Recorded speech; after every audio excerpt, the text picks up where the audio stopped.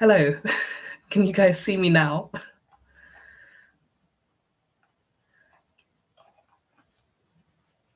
And hear me also?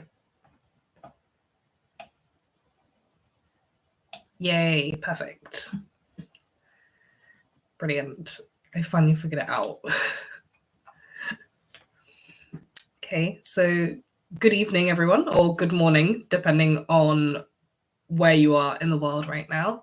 So this is the first ever live stream for Sinobabble. It's nice to be here in person. You're about to get the very awkward, unfiltered version of me. Also, sorry that it started late. I thought I already had this set up, and clearly my amateur ways are showing. But yeah, welcome. I don't really have much of a plan for this live. What I wanted to do was kind of do like a Q&A session. So if you guys had any questions for me at all, I'm happy to answer them. And then we can move on to more general chat about China, anything that you guys wanted to talk about.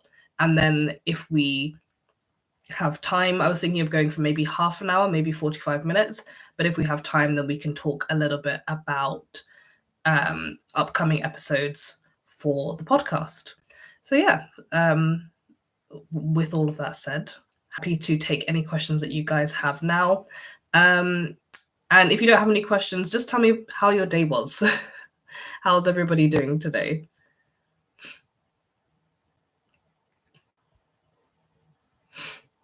On my end, I have a cold, which you can probably hear, which is, I think, been given to me by my daughter, but who knows? Because toddlers are bugs, germ carriers, disease handlers.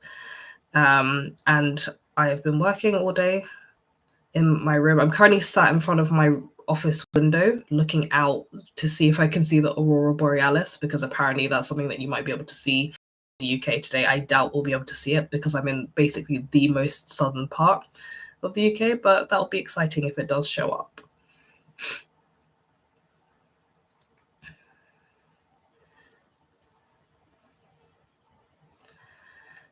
Okay, so you guys are asking questions in the chat.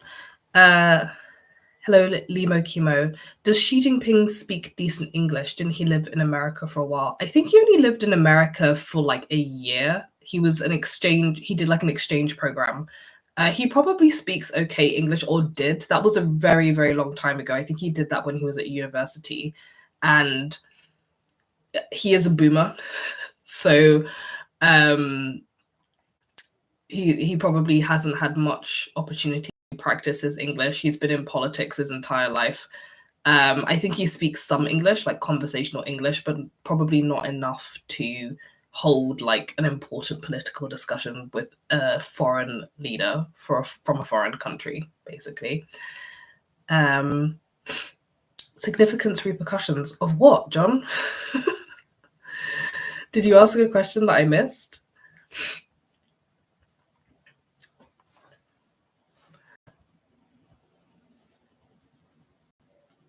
But I'm glad to see that you're having not a bad day. That's good to hear. No, not like Jiang Zemin. Jiang Zemin was a special breed of person. She in Serbia, Hungary. Oh, I see. Yeah, I've been reading about this a lot. Actually, this is what I was going to make my next newsletter about. The newsletter, it should be coming out this week at some point. I haven't had time to write it because I'm sick. But yeah, I think that's all very interesting, the stuff about Xi visiting Europe. I didn't even know it was happening. That makes me look really bad, but I didn't actually know that it was happening until he basically got to Europe. I don't know if that was deliberate. There wasn't a lot of fanfare around it. I think that it seems like another case of China, the CCP, sort of like picking out the exact followers or the exact countries, nations that not only align with their values politically, i.e., more authoritarian than necessarily democratic, but also picking people or countries, nations where the leaders know that they want to kind of develop the country, maybe modernize, like industrialize, countries that kind of missed out on that sort of wave of development, and China is now there in that respect. Because if you think about places that were already colonized by Western countries, like the UK, or places that got a lot of help from places like the US in the post-war period, so places like Japan or Korea, they've already had their opportunity to develop. Whereas there are lots of places that were kind of left behind, especially post-Soviet places that were kind of in Russia's domain, Russia's sphere of influence, or that were just poorer countries, particularly in Europe, countries that have been down bad since the 2008 financial crash, that they don't have a lot of opportunities to, I guess, take part in globalization. So, and China knows this. The CCP spends a lot of time sort of researching these countries, and I think Xi Jinping's quite clever in that sense as well. He's very good at picking out people who he knows will align with him, and countries that need a leg up, basically. China was kind of in that position itself, right? They wanted to get in on all the modernizing action, and the West was kind of like, oh yeah, you can, as long as you agree to become a democracy. And they were like, no, we're not doing that. And so they're kind of like gathering together their band of brothers, if you will. So, and I think the fact that he didn't visit Macron, they didn't have a little sit down because they're supposed to be very pally-pally. I think Xi Jinping said like his favorite authors are French as well. I think that's very telling that the tide is kind of shifting away from Xi being very close with Western Europe, or like trying to get in Western Europe's good books, and instead focusing on other countries that might be EU members but are not as politically or economically powerful, so that you can do the whole like, oh, we're all developing countries together sort of thing that he likes to do.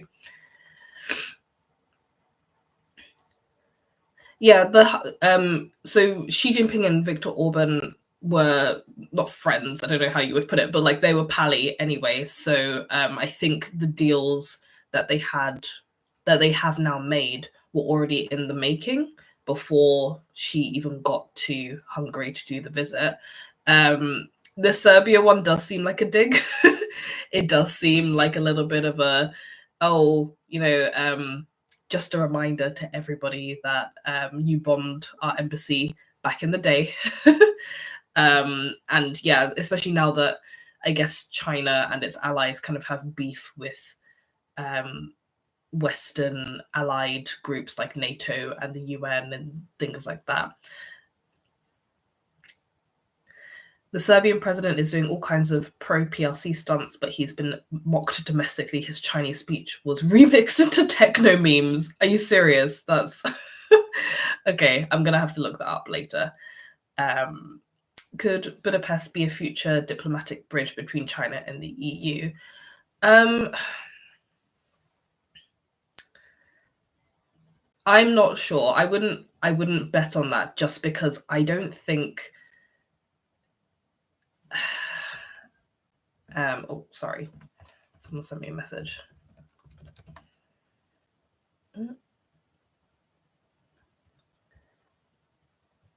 Sorry. Yeah, I don't think that Orban is very popular in the EU to begin with. So like counting on Viktor Orban to kind of get you a leg up in the EU would probably not be the best tactic to make. It would have made more sense for him to remain pally with Macron, right? Because France is one of the larger, more influential countries in the EU. I think because of the way that the relationships that China works, they're very personal. So it's based on Xi Jinping and also the other guy in Hungary, I've forgotten his name. But it's based on their sort of personal relations with the current Hungarian government, which is not popular in the EU. So, and I don't think that because this might be a slightly unpopular opinion, but the war between Ukraine and Russia is more of a US proxy war than it is a European proxy war. So that's more dependent on China's relationship with the US, which is not very good.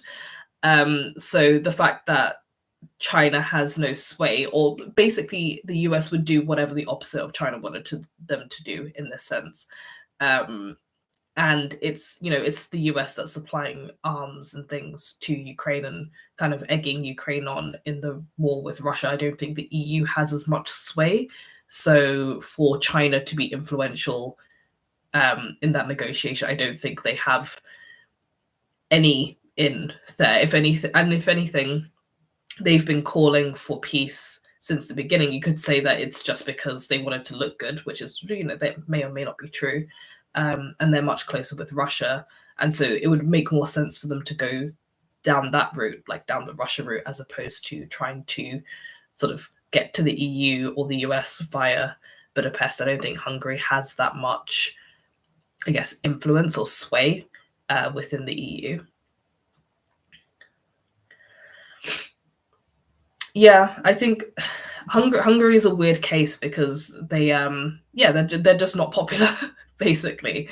And yeah, France is way more influential. If you think of the big countries, the big governments in the EU, you think of people like Germany, the UK. Well, actually, no, sorry, not the UK anymore. Me forgetting about Brexit completely when I'm actually British. Sorry, YouTube wants to put an ad there for some reason. We can skip that.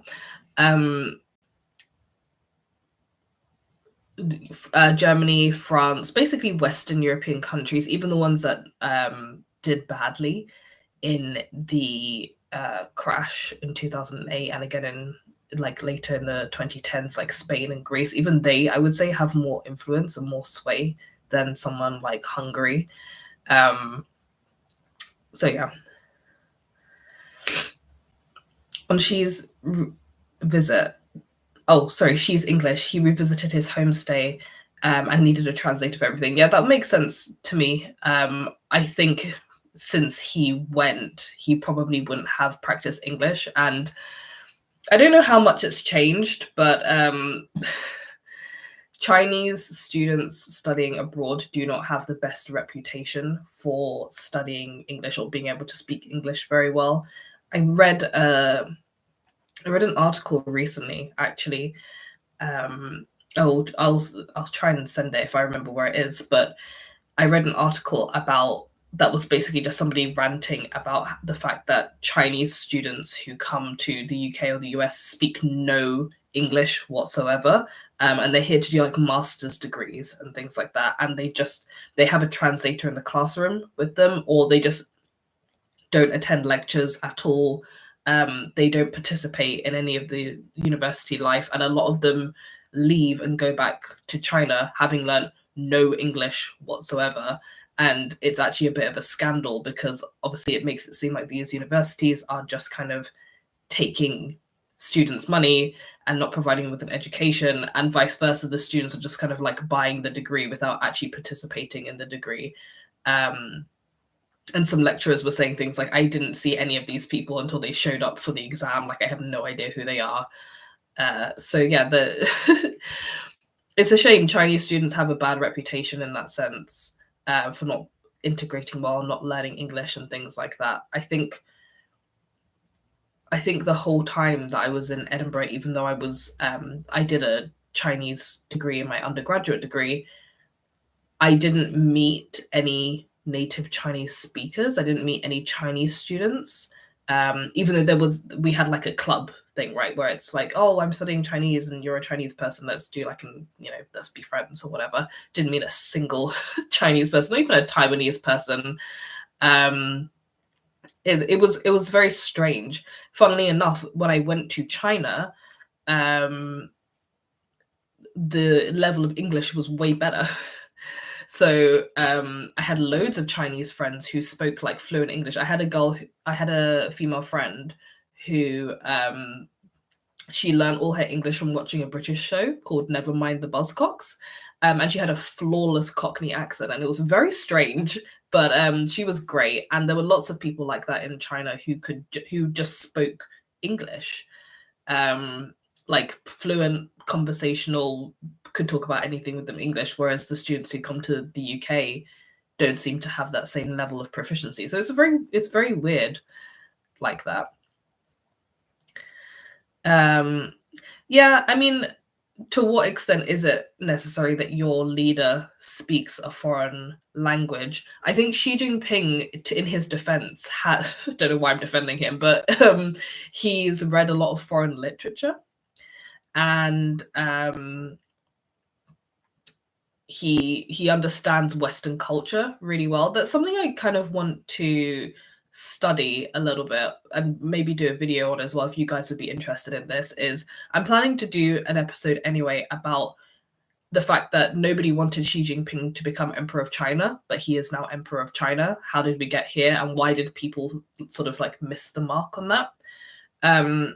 But kind of within that, or tangentially related to that, I thought it could be interesting if we talked about sort of like the rise and history of Xi Jinping and why he's so good at manipulating the West, because he is so proficient, or he has read so much about the West. Like, he's actually gone out and studied Western culture, Western history. He's read a lot of like the great Western and sort of like Russian works from our history. So he understands kind of like our mindset, I guess, better than Western people understand the Chinese mindset.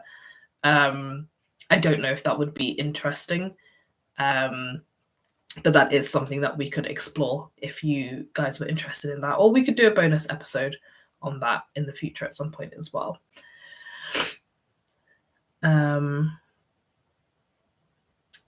Probably less for the case for STEM students. I don't know about that.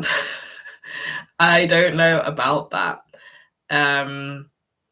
I mean, if I think of a STEM subject, most of it is I didn't do STEM, so correct me if I'm wrong, but most of it is just numbers and letters, right? You don't really need to be able to speak English. And I also, in this article that I read, I really want to try and find it. But in this article that I read, it was basically saying that the professors of Chinese students would change the grading system so that the Chinese students could just pass. So whether or not they actually had that knowledge is debatable. Hello, don't worry about coming late. We're just chatting. We're just throwing questions in the chat. Nice to see you. I hope you've had a nice day. How is English proficiency in Hong Kong? It depends heavily. There's like a subset of, I would say, like maybe Gen Xers who have fairly good English, like people who grew up towards the end of colonial rule, who are middle class, who work in corporate jobs, speak great English, perfect, flawless, might as well be a native speaker. People who are much older, not so much. Like, it's shaky. Obviously, there are people who speak great English, but it's shaky. People who are younger, funnily enough, the English proficiency is getting a lot worse. This was actually a problem that I had when I was teaching in Hong Kong, is that students from other Asian countries like Korea or India, I guess, doesn't count because a lot of them speak English in school anyway, but other Asian countries, Kazakhstan, for example, they would speak really great English, and it was actually the Hong Kongers who were struggling with some of the terms, which I thought was interesting. But by that, I guess my students would have been like Gen Z, so by that time they would have been learning Mandarin in school, I believe, or at least Mandarin was becoming more favored in school.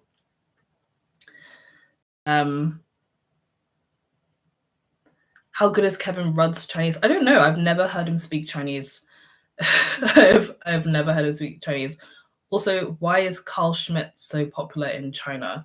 I actually don't know who that is. I'm so sorry. Or maybe I do, and the cold has just addled my brain. I might do a cheeky Google to find out who that is. Give me 1 second. Carl Schmid. I feel like I should, like, the name is now ringing a bell.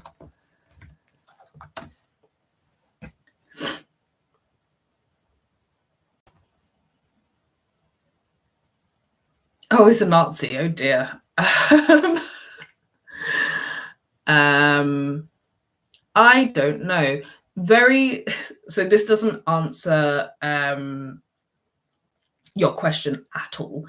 But very strange people are popular in China. Like, people, like, they'll be like, oh, this Italian philosopher from like the 17th century. Like, I know all of his works, and like we had to study him in school. I'm like, I've never heard of this person before. So very weird people can be popular in China. If he's a legalist, because you said he's a lawyer, and Google just said he's a legalist. He did legal philosophy. So if he's a legalist, that would make sense. That type of political theory is very popular in China. But I personally haven't read any of his works. So I might make a note of that, actually, because that's quite an interesting topic. Maybe we can dive into that in the future.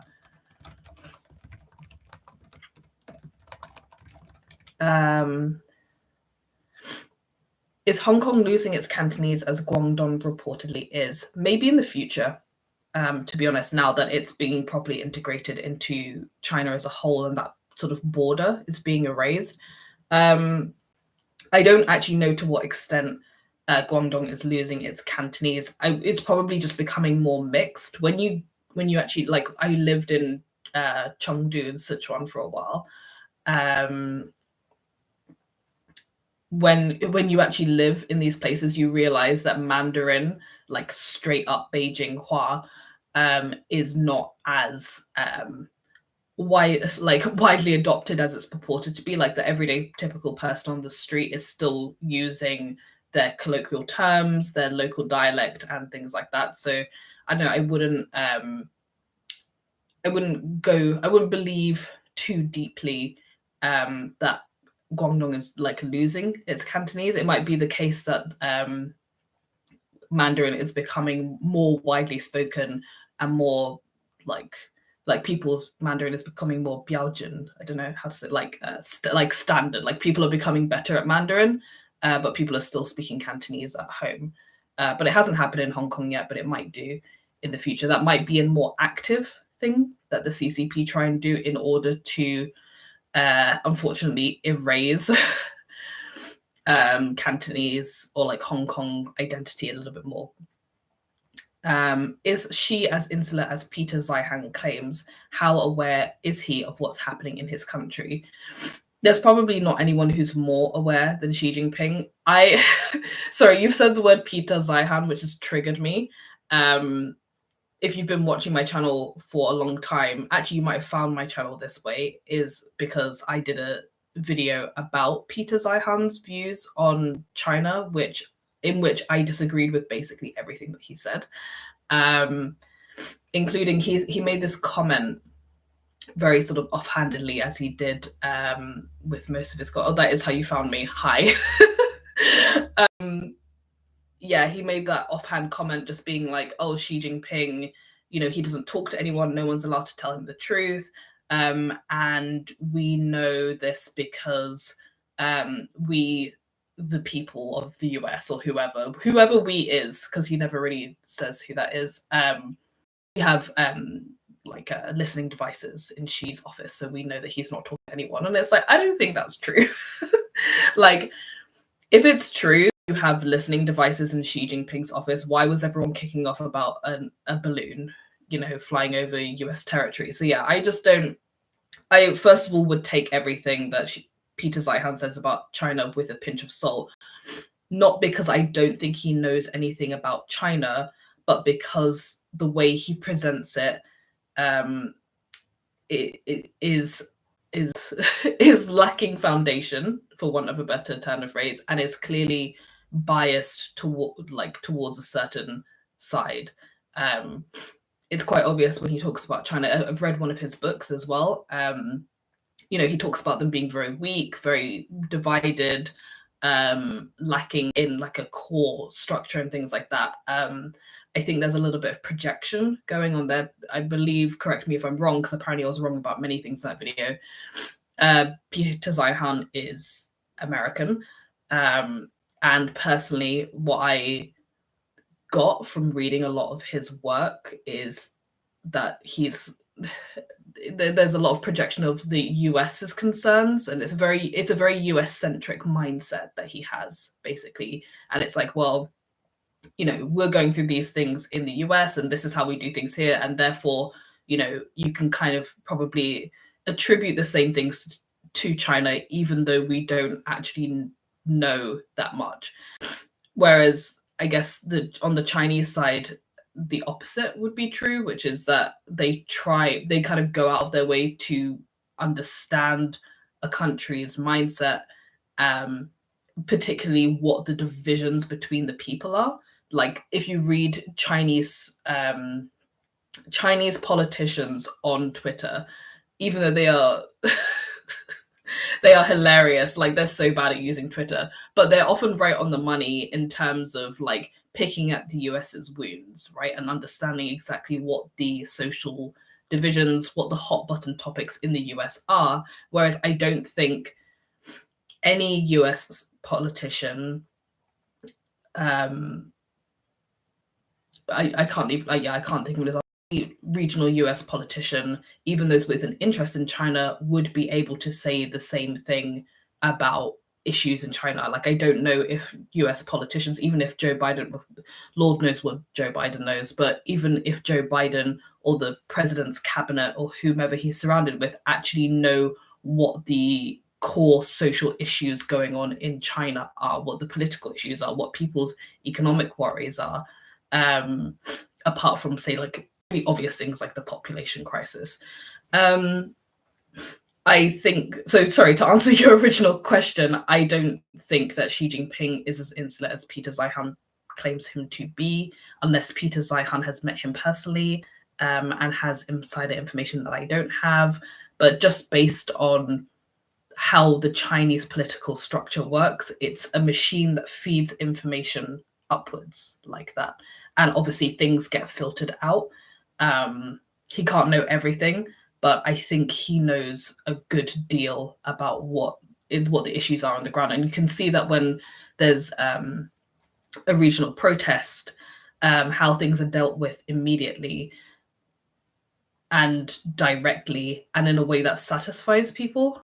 And I think as well, people think that Xi Jinping is some sort of dictator that kind of like controls everything, like a puppet master. Actually, power in China is actually a lot more divested provincially and even to a county level. So the amount of control that Xi Jinping has on the day-to-day workings of China isn't the case. If he comes up with a central edict, it's going to be enacted no matter what. But in terms of like, boots on the ground stuff, obviously he's not involved in that at that level. Obviously the CCP is an authoritarian government, but that doesn't mean that Xi Jinping controls everyone's actions. Like, he knows what's going on, but he's not going to get involved in absolutely every single issue that's happening.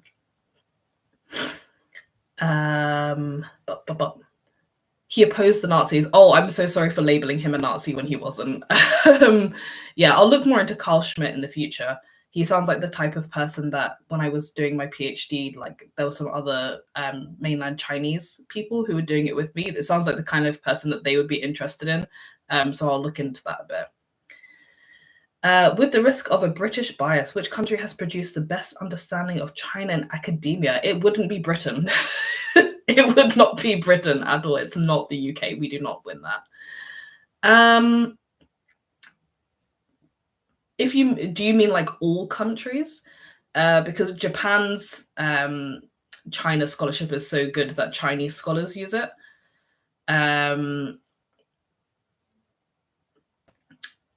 I'm trying to think of other, like, Russian like places where people from that country can actually go to China and like be in China and study China, understand it. They tend to do the best academia. I think historically there were obviously some big British people who went over, especially in the pre-communist era, and did really great work there, helped train a lot of the sort of like native Chinese academics. Also, a lot of Chinese academics studied in the US in the early 20th century and then went on to become like sociologists, archaeologists, architects, and things like that back in China. So actually, I would say the US is responsible for training more excellent 20th century Chinese academics than any other country, potentially apart from Japan. Heaven is high and the emperor is far away. Exactly. China is very much a mind your own business kind of country. I think there's a lot of perception that in China, people are fearful, people are always self-censoring, people are always sort of looking over their shoulder and worrying about what they're doing and what they're saying. But it's not really the case when you're actually on the ground. People are just normal people getting on with their lives, unless you're actively political. In China, obviously, you cannot be actively political like you can in other countries. But even we've seen with the campus protests in the US and things like that, with the police stepping in to arrest protesters. It's not necessarily safe to be political anywhere. You don't know how the political elite is going to react to your politics. So yeah, in China, they kind of just avoid that situation altogether. And they are not political because they know what the repercussions could be. They probably understand that better than anyone. I hope that you can learn about Lin Zhao and do a podcast about her. Hu Jie is the only one who seriously delved into her story. Crazy statement about to come up. Who is Lin Zhao? Can't just drop a two character name and not the characters. Is it this person, Peng Ling Zhao, or is it the poet? Oh, sorry, same name. Yeah, Peng Ling Zhao. I think. Hold on. Because I did do, I don't know if when you discovered my channel, New Dawn, but I did do a series on the Cultural Revolution. I don't know if I mentioned her at all, but yeah, I did do a whole series on the Cultural Revolution. Maybe she's in there, but that could be someone to explore. I don't know if I'm going to go back to doing history episodes just because they are so involved to research. Like, it takes like twice as long. Apologies, I have a cold. It takes twice as long to research a history episode as it does like a current affairs episode. So that might be like a fun little aside. It might be a bonus episode. I'm trying to do the Buy Me a Coffee, which is kind of like a Patreon model, a little bit more, and try and promote that a bit more. I'm very bad at promoting it and myself. So we'll have to see how that works out. But yeah, it might end up being like a bonus sort of, or like just a shorter episode, because I'm trying also not to make every single episode half an hour plus. It's a very bad habit of mine. The next episode that's coming out on Monday is 50 minutes. Apologies in advance for that. When I recorded it, it was an hour and a half.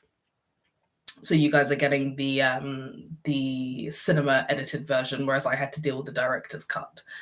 So yeah, also let me know if you would prefer the occasional shorter episode, because I know that I err on the side of very, very long, as much detail as possible, very academic, potentially very boring. But if you want shorter episodes, lighter episodes, I don't want to become one of those channels that just like rips stories from the Chinese headline and then just like makes like a really bombastic opinionated video. Obviously, that's not what we do around here, and I can tell by you guys' questions that you get the vibe.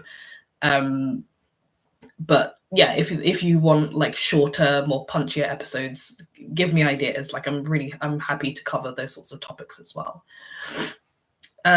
US had more of an influence through missionaries than Britain, from what I know. It depends on the time period. Actually, the most influential missionaries were probably Italian ones. If you look up this guy, I'm going to type his name in the chat because I never know how to say it properly. My husband's going to correct me. It's either Matteo Ricci or Matteo Ricci.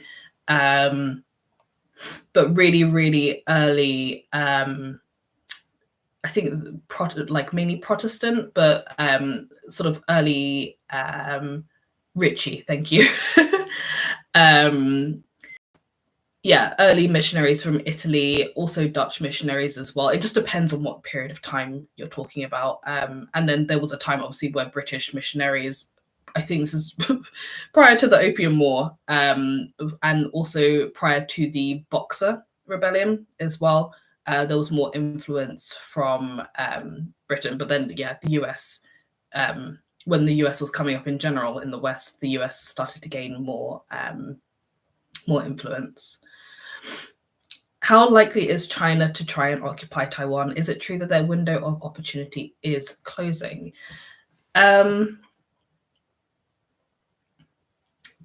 This is possibly another unpopular opinion. I don't think China's going to occupy Taiwan militarily. I just like that would just be so silly. It would be so silly of them to do that. Why would they do like they've got a good thing going? I've written a Substack post about this actually. So if you're not subscribed to the Substack, please do. But basically China has like infiltrated Taiwan very specifically through economic ties, as it has done with lots of nearby. And they've got quite a good thing going in terms of interference with Taiwanese politics. I know that currently the kind of like anti-China, pro-Taiwanese identity group is kind of supreme right now, but generally speaking, China is quite good at influencing Taiwanese politics to be kind of more lenient towards China. Also, they do a lot of cultural exchange and educational exchange with Taiwan. I think these sorts of things are really overlooked when people are talking about, I shouldn't say integration of Taiwan into China, because people are so focused on military aggression, China's growing military forces, China's increasing naval power. But if people just looked at things like chips, like microchips, and who's Taiwan's biggest trading partner, who's Taiwan's biggest educational partner, where do most Taiwanese students go when they want to study overseas? Even when I was doing my PhD in Hong Kong, I did my PhD in Chinese. All of my there were 10 of us. 2 people were from Hong Kong and 7 people were from mainland China. And there was a Chinese people who organized an exchange trip to go to Taiwan. And it was great. It was really successful. They all got along really closely. And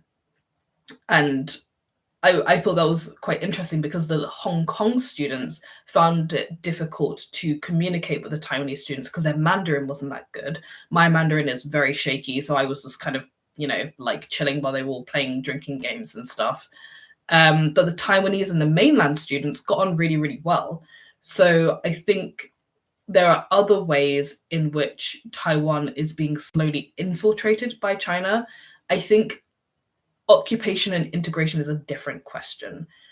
China kind of has the upper hand at the moment, and it's kind of, I'd say, tricked Western countries into going along with its view of the world, which is that everything is fine as long as Taiwan does not declare independence, which immediately means that Taiwan cannot do or say anything, and the US cannot for example, or any of its allies, the US cannot come to its defense. So immediately China has the upper hand in this situation, and it doesn't need to make Taiwan into a province, right? It can keep on its narrative like Taiwan is this rogue province that needs to be reintegrated, but it actually doesn't ever have to make Taiwan an official province of China, put Taiwan on the Chinese map,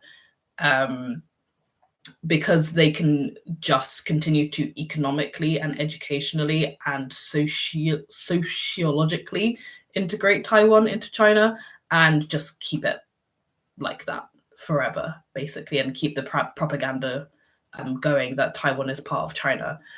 And as long as no one ever contradicts them, then they don't have to do anything about it. But will Sino-Japanese relations ever be unproblematic? No. No, they will not, unfortunately. The main reason, obviously, being the absolute atrocities committed by the Japanese army during World War II that China will never let go. They're not going to let go of it. Please don't believe that they will, because they won't. If there's one nation with a long memory for its history, like forget whatever Putin was doing in his interview with Tucker Carlson, like China remembers and China does not forget. And 1945 might as well have been yesterday. So yeah. I don't think that like obviously lots of Chinese tourists go to Japan and vice versa. I don't think that on a ground level there's like, I don't think there'll ever be like another war between China and Japan, because on the surface the two countries get along fine, but I think they'll always be wary of each other, and I don't think that they will ever be friends in that sense. Okay, so we're coming to the end pretty soon. I was gonna stop it at 45 minutes, but I started late, and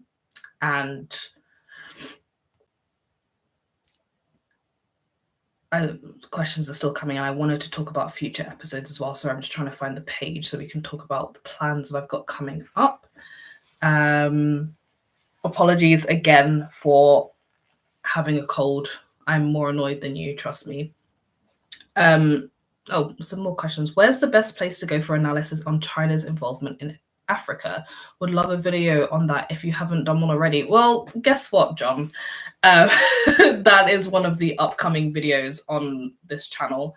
I did do a Substack post about it. That was the last one I did, actually, was about China in Africa.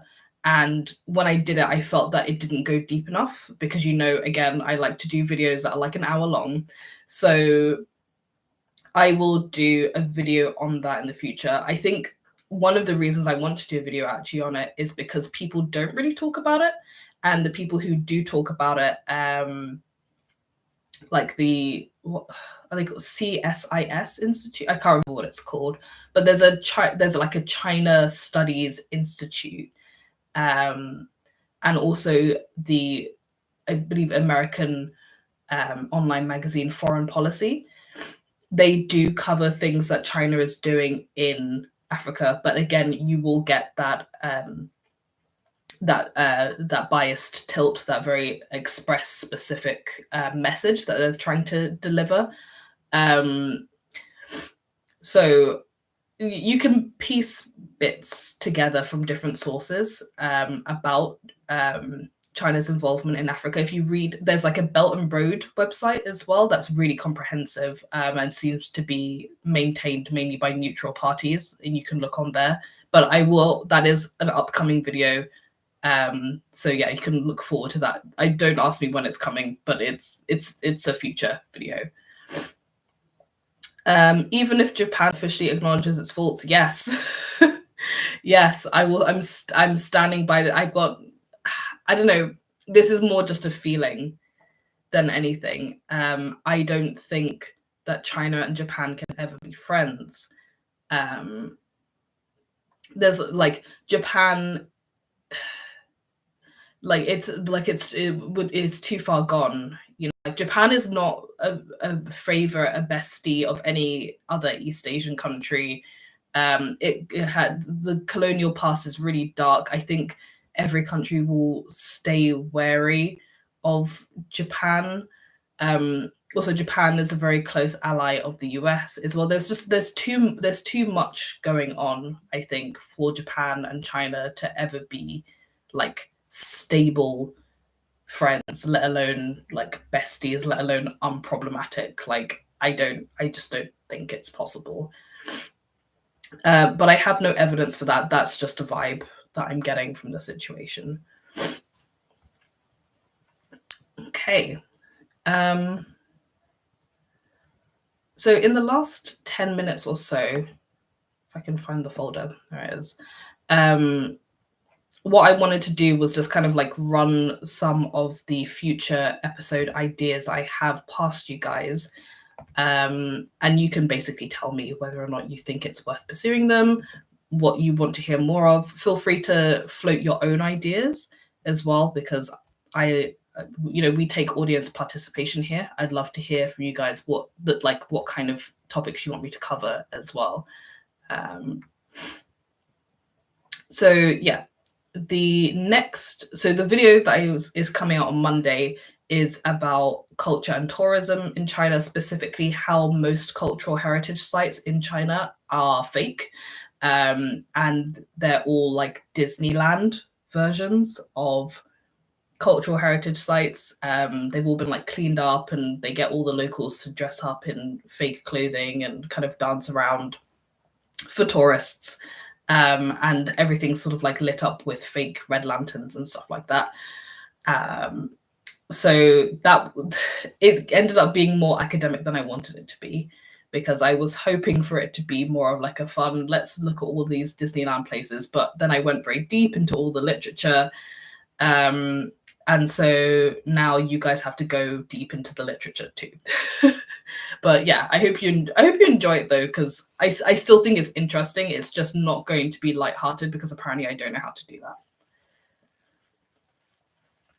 Thanks for doing this. Of course, if I wasn't ill, I would probably be more upbeat. But I'm so happy to be doing this. I'm so happy to be talking to people in real time, and getting feedback and questions, because I'm more interested in what you guys think and have to say than what I think and have to say, because China is interesting, and it's just nice to see people interested in it.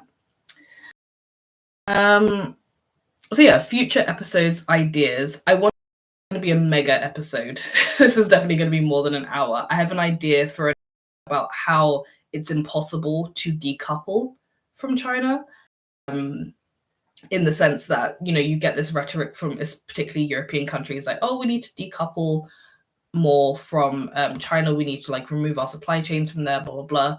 And basically I want to do an episode being like, that's impossible. I'm breaking down every single industry, like from food to like steel to rare earth minerals, to fishing, like absolutely everything. I want to go to every single industry and point out how it's impossible for any country or sort of like the global economic system to disentangle itself from China, and there is no decoupling.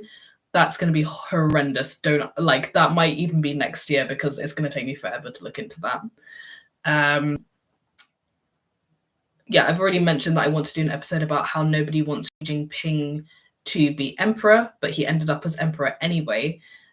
Specifically talking about how Chinese academics thought that he was going to be really moderate, and they completely missed the mark. Because I think it's pretty obvious that in the West, we all thought that Xi Jinping was going to be this herald of democracy, and then that just like completely imploded. But I don't think people are aware that in China, they thought that Xi Jinping was going to be a moderate leader as well. So I think that's that could be interesting to discuss. I wanted to do, this might be a waste of time, but I saw a video that someone did saying how many people died in Chernobyl. And I thought that was a really interesting one. So I thought I could do one being like how many people died during the Great Leap Forward. And then potentially another one, how many people died during the Cultural Revolution, and basically discussing how all statistics are completely unreliable. and we will never know. So that might be that could be completely pointless. But yeah, do let me know if you like or dislike any of these ideas as well. Like leave your commentary on these ideas, because I do want your feedback about whether or not to even bother pursuing them. Another episode idea I had is China's social credit system is real, you just don't understand it. That one speaks for itself, pretty much. I think in the West, we get a lot of things wrong about what the social credit system is. And, you know, there are people that, oh, I think I've frozen. Have I? Okay, no, I'm frozen. Oh, cool. So people, I don't know if anyone here watches any Jordan Peterson videos, but a clip that I've seen going around of him is him talking about how, you know, in China they have this social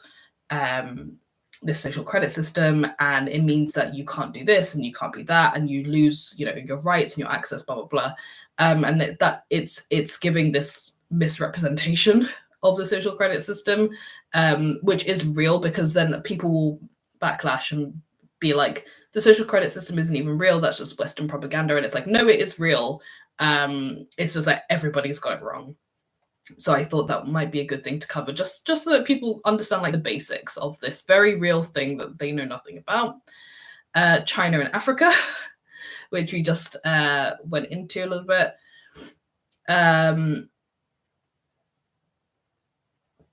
An episode on why China didn't become a democracy. So actually discussing that issue. So trying to answer the question, why didn't China become a democracy like everybody thought it would? I've just got to know, is China still communist? Brackets, no. This is a question that I get a lot, especially from my friends, or like my friends' parents, actually.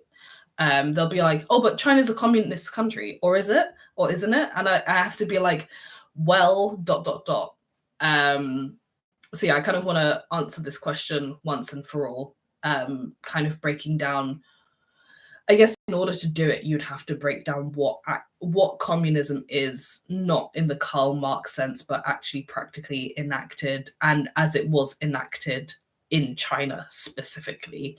So you have to kind of like divorce practical, I guess, Soviet models of communism from communist theory, which I think is what a lot of people think about when they say communism is, you know, they're thinking of like the manifesto, or like Capital and things like that. And it's like, that's obviously not how it worked out in reality.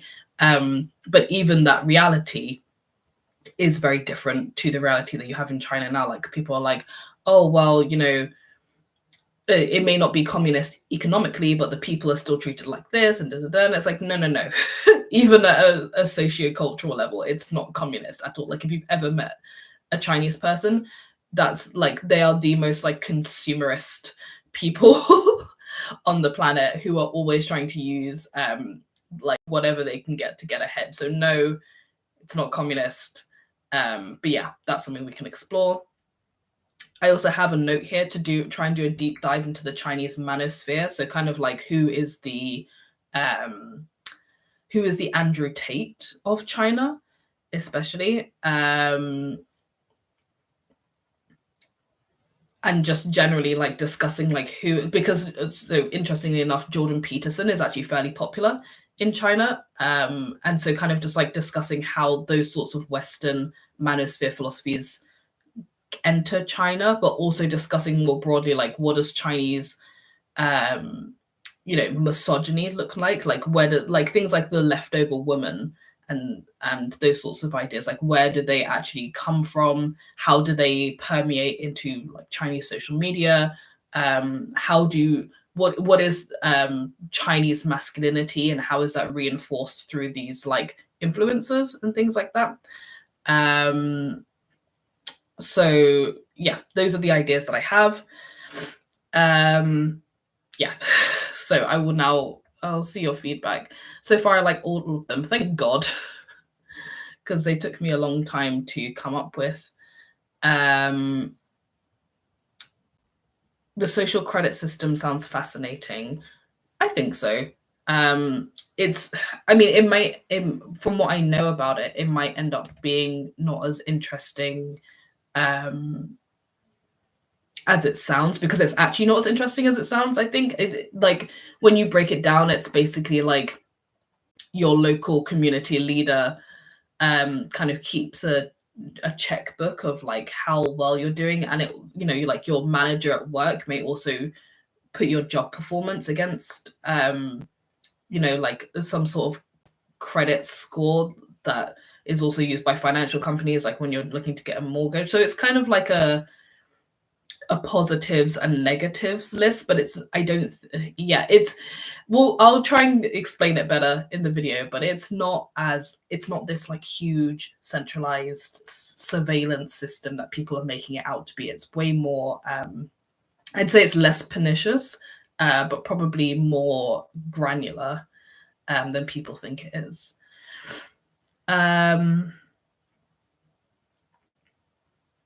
I do, yeah. On the Cultural Revolution, I do have that 8-part series. It doesn't have any video; it's just audio. But I still think it's pretty good, personally.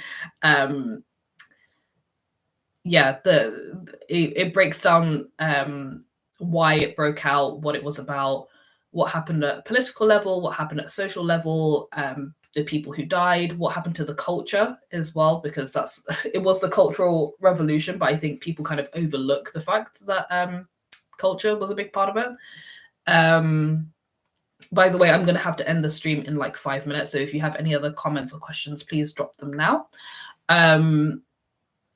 But yeah, do go back and listen to that. Not to promote my own channel, but do go back and listen to that series on the Cultural Revolution if you want to get into it. Again, it's fairly academic, so sorry if it gets boring. But I'll think about doing a how many people died during the Cultural Revolution episode as well. A breakdown of the main tendencies and schools of thought among China watchers. That's a really good idea. That's a really good idea. I'm going to steal that. Thank you, John. I've never thought and ideas among China watchers, because that's something that I obviously know from being permanently online and having to look up China stuff all the time. It hasn't even occurred to me that people don't know that there are different schools of thought, and there are, you know, the what people have accused me of being in the past, like the tankies, the people who are super pro China. There are people who live in China and do commentary and things like that on China, which is like, that's crazy. But obviously they're more pro China, or they don't say things that are too offensive to the government. And then obviously you get the Peter Zeithans, or the think tanks based in the UK, the US, Europe, that are either anti-China or very cautious. So that's a great idea. Thank you for that. Definitely stealing that one. All my information about the Cultural Revolution comes from reading the Three-Body Problem. Great reference material. You don't need to read anything else. Everything you read in that book is perfect. I haven't seen the series, actually. Has anyone seen the Three-Body Problem series? Because I'm wondering whether or not to bother watching it, because the books are like some of my favorite books of all time. They are incredible. If you haven't read the Three-Body Problem series and you're a nerd, I highly recommend it, because it's like sci-fi taken to its like the highest of heights, and it's amazing. And yes, it does have, like, the whole thing starts because of the Cultural Revolution, which is just perfect. So really, really good series. Dropping Frank Decoupling in the chat. I'm not going to say any, because you just gave me a brilliant idea for an episode. I'm not going to say anything negative about the fact that you like Frank Decouplin's book on the Cultural Revolution. Personally, they are not my, like, Frank Decouplin's series on Maoist China is not my favorite series. I find him to be a certain kind of way, but I won't dig too deeply into it. But basically, similarly to other people who sort of comment on China and to try and make sort of popular books, like for mass consumption. He definitely leans into ideas that would market books well, make them sell well. He has an axe to grind, he absolutely does. But I won't go, like, they are actually well-written books. Like, if you don't know anything about China, you want to get more of an introduction to China, I would say read them, because yes, he has his views and his angle and his bias, but they are well-written books and they cover the history fairly straightforwardly. Just don't take his word for it on the numbers. 100 million people died here, 30 million people died here. I wouldn't go all in on that.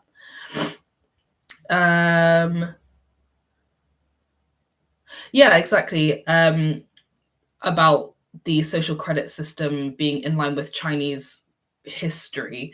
Actually, it goes back to the Qin dynasty. So, because I've already started looking into this, and also I had to study it for my undergraduate degree, and it kind of prompted this idea that the social credit system has kind of always been in place in China. There's always been a book where you kind of keep tab. Like, there used to be a job where you were like the village watchman, essentially, and you were kind of employed to like look at all the other village and make sure that they were behaving, and you would keep tabs on everyone. And that dates back even before the Ming Dynasty. I think it's the Han Dynasty, actually, where they started that. And then obviously in communist China, you had like the cadres either in your village or in your work unit, who were again responsible for kind of keeping tabs on everyone. So it's more, I agree with you, it's way more in keeping with Chinese culture and Chinese general practices than I think it didn't just come out of nowhere. It's not because China is now a surveillance state. It's like it's always been like that. They just upgrading it, basically.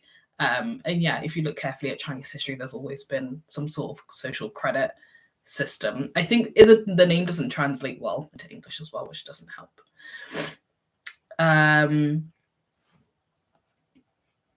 The opening scenes of the Netflix of the Cultural Revolution looks like they have an accurate depiction. Yeah, I agree. I've seen that bit, like that's the bit that they keep promoting, and it seems to tally 1-to-1 with what happens in the book. Interestingly, I saw an interview with the author, and he said that he wanted to put the Cultural Revolution scene in the book at the beginning, but the editor made him change it because it was too controversial. Like, if you start with the Cultural Revolution, that's pretty bad.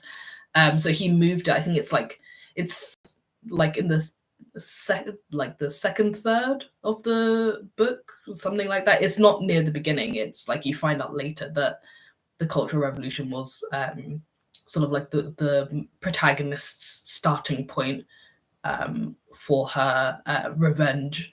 Not to give too much away, but her revenge against the Chinese state and the humanity as a whole. So yeah, that at least I guess is more in keeping with what the author wanted. So in that sense, it looks good. But I know they change a lot of like the characterization and the plot, and there's no actual Chinese people in it. So I don't know if anyone's actually seen it and could recommend it, or would say no, don't bother, don't waste your time, because it's quite involved, and it's a show that I would have to watch without looking at my phone. So I need to know if it's worth my time, basically.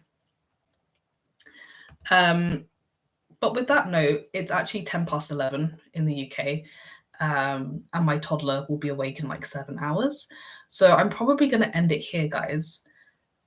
Thank you so much for showing up and conversing and asking interesting questions. I had a blast. This was really fun. I thought no one would show up as well. So the fact that there were like 5 to 8 of you here at all times, suffering through me having a terrible cold and rambling on about China, is super cool. So thank you so much, everyone, for showing up. Yeah, keep commenting on videos, keep giving me ideas. Yeah, keep watching. And yeah, if you've got any recommendations for me, whether that be books or books for episodes or TV shows or music, whatever it is about China, like, send it my way. I'm super grateful to all of you for supporting, for being involved in the community. And yeah, I hope I can keep producing content that you actually like as well. So yeah, if your day is just starting, have a lovely day. If your day is coming to an end, I hope you have a lovely evening. I will try and feel better. Hopefully I can stay in bed for some time tomorrow, but I don't think my daughter will let me. And yeah, the next episode is coming out on Monday, so you have that to look forward to as well. But as always, that's it for me, guys. Yeah, have a wonderful day, and I will see you in the next one.